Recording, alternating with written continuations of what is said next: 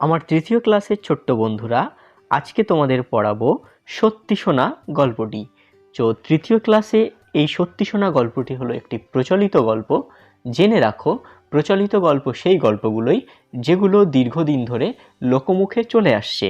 তো চলো শুরু করা যাক। বুড়ো চাষির কঠিন অসুখ করেছে, বাঁচার আশা নেই। সেই সময় একমাত্র ছেলেকে ডেকে বলল, ওহে বাপু, আমার দিন ফুরিয়ে এসেছে, যাওয়ার সময় তোমাকে একটা দরকারি কথা বলে যাই। চাষির ছেলে ভারী অলস, অথচ টাকা পয়সার লোভ তার 16 আনা। তার ধারণা বাবা অনেক সোনা কোথাও লুকিয়ে রেখেছে। বাপকে বলল, তোমার লুকোনো সোনা কোথায় রাখা আছে তা তো বলে গেলে না। হেসে বুড়ো বাপ বলল, সেটা বলবো বলেই তো ডেকেছি তোমায়। শোনো, এই যে আমাদের চাষের জমি দেখছো, এর নিচেই পোতা আছে লুকানো সোনা। আমি চোখ বুঝলে তুমি তা খুঁজে বার করে নিও। ওই কথা কটি বলেই চিরদিনের মতো চোখ বুঝল সে। ছেলের চোখ দুটো লোভে চকচক করে ওঠে। বাবা মারা যাওয়ার পর ছেলে তার বউকে ডেকে বলল, বাবা তো বলে গেল আমাদের জমির তলায় সোনা পোতা আছে, কিন্তু ঠিক কোন জায়গায় আছে তা তো বলে গেল না। ছেলের বউ খুব বুদ্ধিমতী, সে বলল, তোমার গোটা জমিটা খুঁড়েই দেখতে হবে কোথায় আছে সোনা। ছেলে জমি চাষাবাদ করার কথা ভাবতে পারে না। সে চিরকাল শুয়ে বসে কাটিয়েছে, কিন্তু সোনার লোভ বড় লোভ, আবার আলসেমির রোগও কম নয়। তাই সকালে উঠে সে কেবল গড়িমাসি করে। বউ যখন মনে করিয়ে দেয় সোনা খোঁজার কথা, তখন সে গজগজ করে, দূর, কোথায় সোনা পোতা আছে তার ঠিক নেই, কে যাবে খোঁড়াখুঁড়ি করতে, তার চেয়ে টেনে ঘুম দেওয়া অনেক ভালো। বউ বলল, তুমি মজুর লাগিয়ে জমি খোঁড়াও, সোনা যদি পাও তবে আমাদের কপাল ফিরে যাবে। চুপচাপ বসে থেকে কি লাভ? বাবা যখন বলেছেন তখন চেষ্টা করে দেখতে দোষ কি? বউয়ের পরামর্শ শুনে ছেলে দুজন মজুর ডাকিয়ে জমি খুঁড়তে লাগিয়ে দেয়। তার বউ আবার এসে বলে, ওদের ওপর ছেড়ে দিয়ে নিশ্চিন্তে ঘরে বসে থেকো না যেন, তুমি কোদাল নিয়ে যাও। তা না হলে ওরা যদি সোনার তালটা পেয়ে যায় তবে তা সরিয়ে ফেলতে কতক্ষণ? ছেলে ভাবে, বউ ঠিক কথাই বলেছে, ওদের বিশ্বাস কি? ওরা যদি সোনার তাল সরিয়ে ফেলে তবে সব চেষ্টা বৃথা। তাই সেও একটা কোদাল নিয়ে কাজে লেগে যায় মাঠে।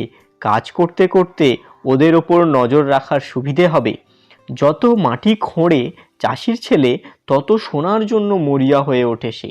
কিন্তু সকাল থেকে সন্ধে পর্যন্ত 5 বিঘে জমি খোঁড়াখুঁড়ি করেও কোথাও এতটুকুও সোনা পাওয়া গেল না। রাগে বিরক্তিতে অস্থির ছেলে তখন তার বউকে বলল, বাবা নিশ্চয়ই আমায় বোকা বানিয়েছে, সোনা দানা কিছুই নেই, মিছিমিছি আমায় খাটিয়ে মারলে। বউ হেসে বলল, কিন্তু দেখো, জমিটা এখন ঠিক চাষ করার মতো হয়েছে। ছেলে তার বউয়ের মুখের দিকে তাকালো। বউ বলল, আর কদিন পরেই বর্ষা নামবে, এই তো বীজ বোনার সময়। বাবা প্রতি বছর এই সময় জমিতে ধান চাষ করতেন, কি সুন্দর ফসল হতো।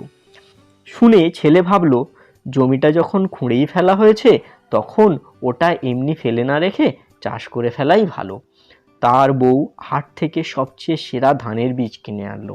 স্বামী সকাল থেকে সন্ধে পর্যন্ত খেতে কাজ করে, বউ তার খাবার বানিয়ে নিয়ে যায়, তামাক সেজে নিয়ে যায়। অলস স্বামীকে এইভাবে কাজ করতে দেখে গর্বে বুক ভরে যায় তার।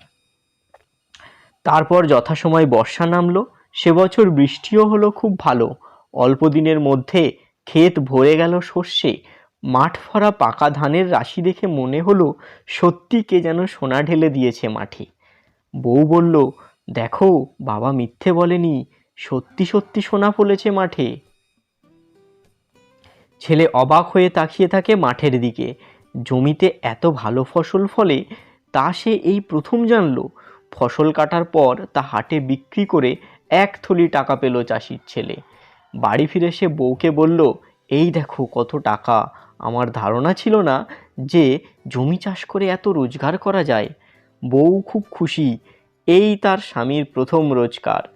হেসে বলল, তাহলে বাবার কথাই ঠিক তো, জমিতে সত্যি সোনা পোতা ছিল।